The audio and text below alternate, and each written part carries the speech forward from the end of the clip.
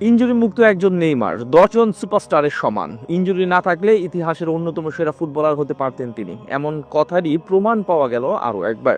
পরিসংখ্যান বলছে Lionel Messi কিংবা ক্রিস্টিয়ানো রোনালদো কেউ নেই তার ধারে কাছে। ফুটবলের আসল প্রতিভা এই ব্রাজিলিয়ান সুপারস্টার। নেইমারের শ্রেষ্ঠত্বের সেই পরিসংখ্যান নিয়ে বিস্তারিত রিপোর্ট।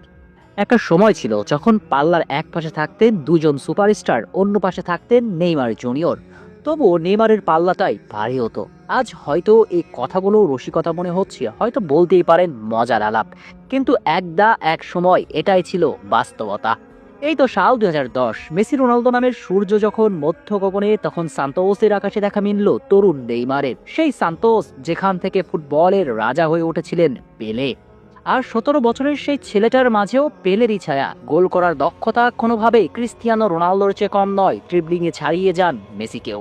তাই তো তাকে নিয়ে স্বপ্ন গোনা শুরু হলো সাম্বা ভক্তদের। বিশাল স্বপ্ন, যে স্বপ্নের নাম মেসি রোনালদোকে ছাড়িয়ে যাবেন, হবেন ফুটবলের একক রাজা।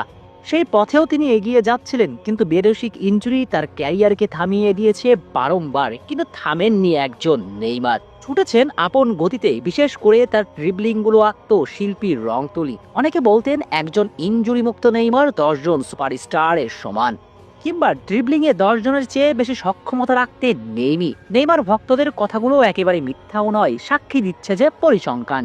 ইনজুরি মুক্ত নেইমার ড্রিবলিংয়ে যা করেছেন তা আজও মেসি রোনালদোদের কাছে শব্দ। কেননা শুধু এক বছরেই নেইমারের ড্রিবলিংয়ে এমন কীর্তি আছে যা নেই আর কারো। মেসি কিংবা রোনালদো অথবা হালের লামিনরা পাত্তা পাচ্ছেন না ব্রাজিলিয়ান নাম্বার 10-এর সঙ্গে। চলুন তাহলে এক নজরে দেখিয়ে দেওয়া যাক তার প্রমাণ। ফুটবল ইতিহাসে এক বছরের সর্বোচ্চ ড্রিবলিং করা তালিকার ৫-এ আছেন লিওনেল মেসি। আর্জেন্টাইন ক্যাপ্টেন ২০১৯ সালে করেছিলেন ২৫৫টি ড্রিবলিং। এরপর তালিকার ৪-এ আছেন তরে। ২০১৮ সালে তিনিও করেছিলেন ২৫৫টি ড্রিবলিং।